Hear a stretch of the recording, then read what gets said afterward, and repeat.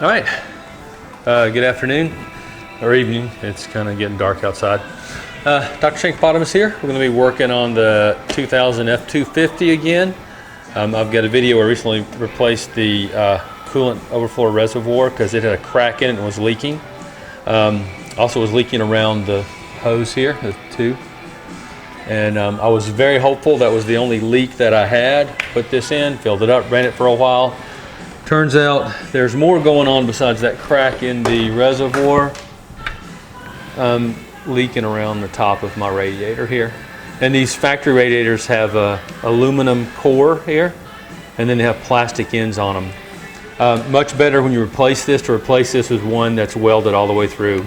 Let me show you this.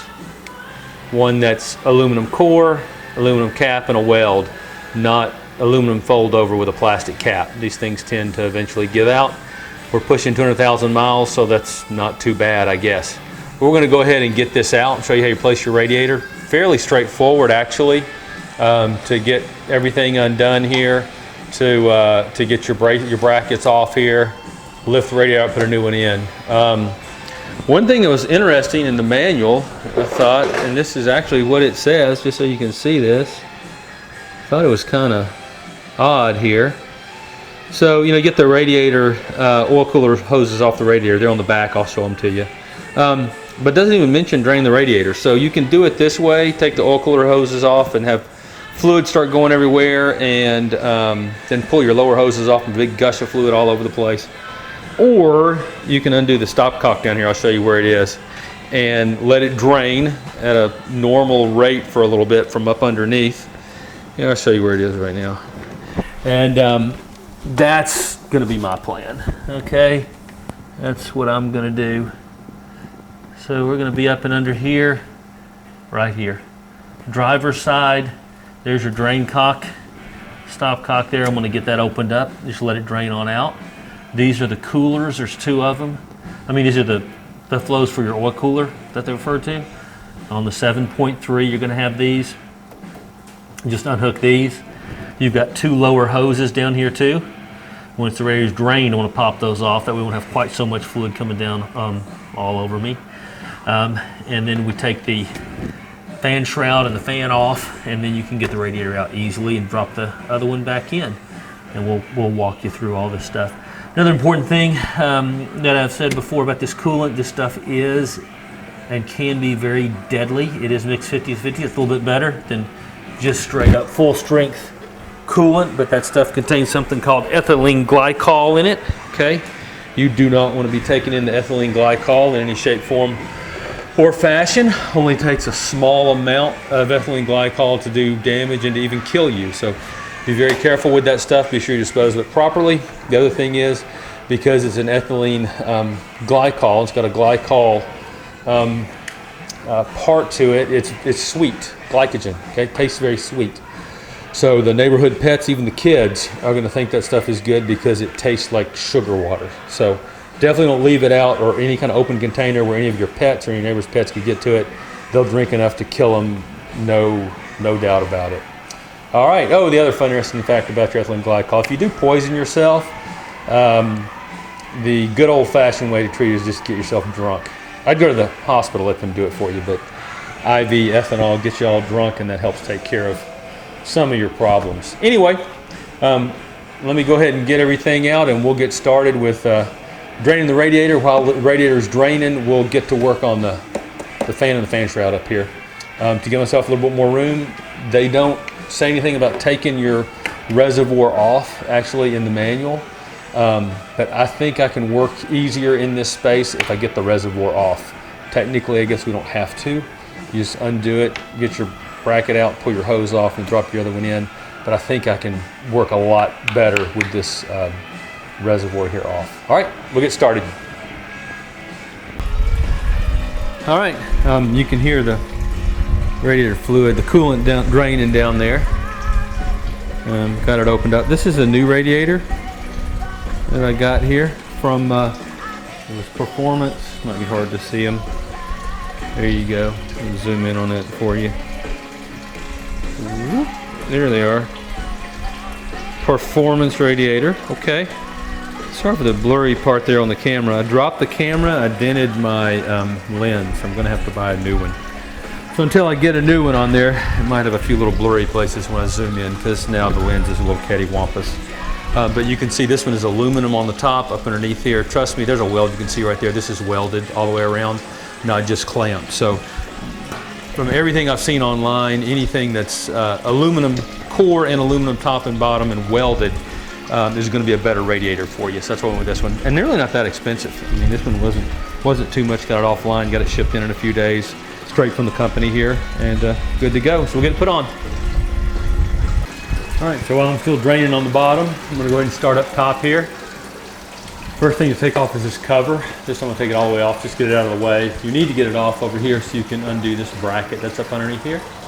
So a little handy dandy tool like this, pop these off, and pull this cover off. All right, so cover here is off. I'd say you probably can easily do this with just taking the back part off and lifting it up, folding it over.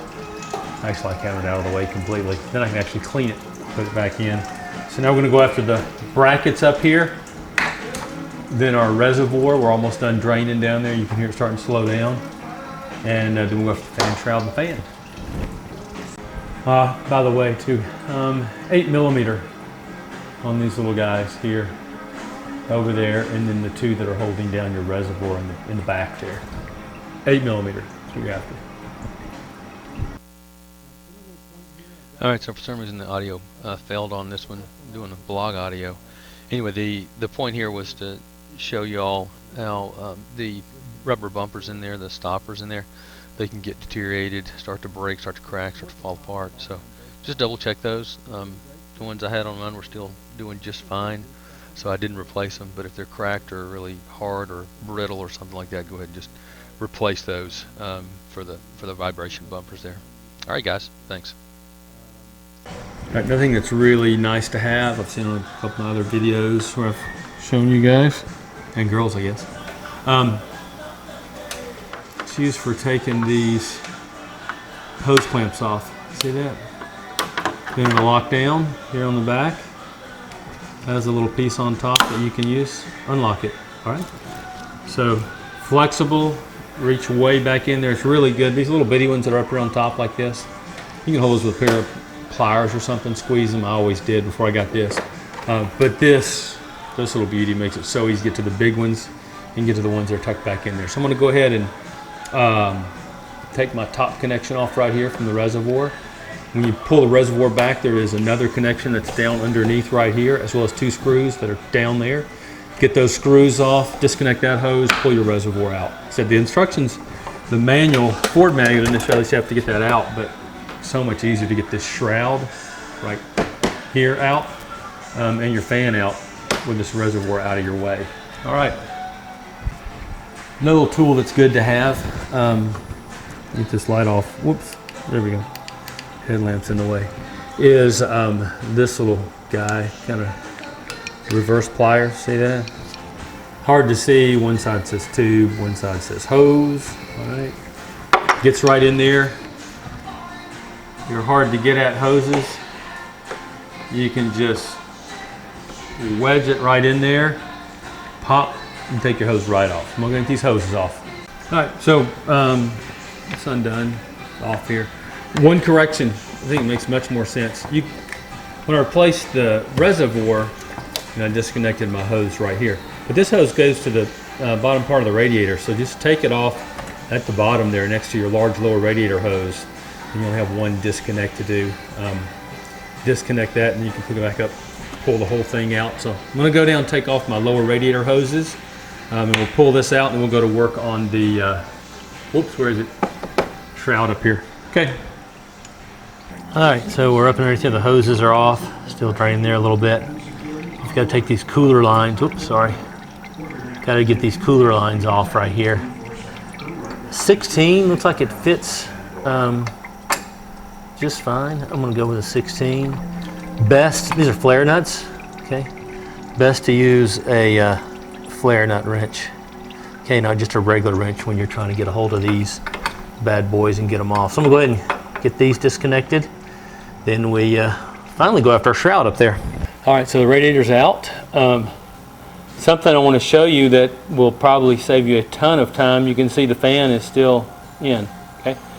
All the manuals say you got to take the fan out, you can't anything out, but if you just take the fan shroud, it's got a screw on each side here. It's a little 8mm screw, just identical to the ones that hold the supports up here. Just take those screws out, lift your shroud up, get it off of the little, where it snaps into the bottom of the radiator on the front side. I'll show you over here in just a second.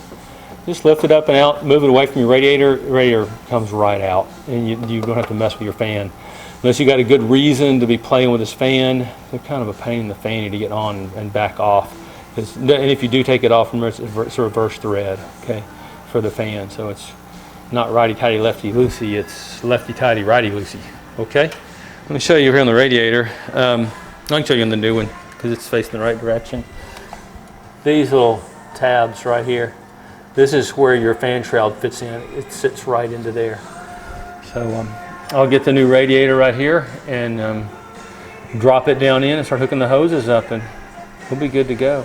Just like on the top, you do need to check your mounts, the rubber mounts that are down here in the bottom. Let's see if we can see them. Whoops, get this out of the way. Let's see here. There you go. That's them right there. See those bad boys? One on each side. Just double check your mounts. If they're still nice and soft and not broken up and not brittle and everything, you can reuse them. I'm at 200,000 miles and mine are still in fantastic shape. That one's in the dark over there, kind of hard to see. But anyway, drop the radiator back in here, start hooking things back up. All right, so our brackets are back on in here. V-gas, the overflow coolant reservoir, whatever you want to call it, is back on. The only thing left to do is hook up my lower hoses. I went in and put my upper hose back on over here and hook up the oil cooler hoses to the bottom, and we're done. It actually worked really well, not taking that fan off. One little trick, you do have more room on the left-hand side, okay, over here. When you're working, you got a little more room on this side with the shroud scooting it up than you do on this side. So if you kind of angle your radiator up a little bit as you go in, you can kind of angle it up, it'll slide right in, and then you set it right down.